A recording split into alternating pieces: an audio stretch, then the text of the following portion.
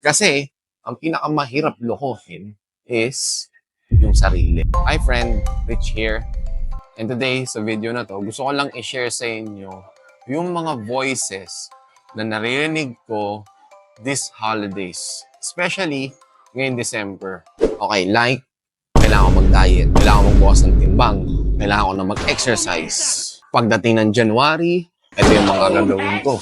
Pag nakakarinig ako ng mga ganon, nag-resonate sa akin yun eh. Why? Nasa exact position din ako noon to the point na I was being stressed. Especially sa holidays ngayon. Lalo na ngayon December.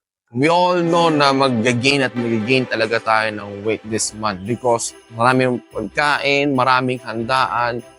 And when you say no, may makakaaway ka or may madidisappoint sa'yo. I had the recent With conversation. a colleague at nagkukwento siya about sa health goals niya. So nagbigay ako ng opinion sa kanya para hindi siya maging stress when it comes to, shedding that extra pound. In summary dun sa kwentuhan namin ng 3 things. Number 1, relax and enjoy. Wala kang magagawa eh. So, ito talaga yung pinaka-festive time of the year and all you have to do is give in. But, again, so syempre, meron kang gagawin na goal come 2025. So, be mindful.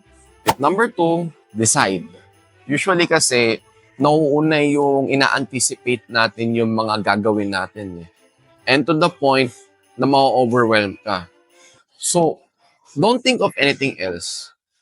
Just promise to yourself na you're going to decide to do it.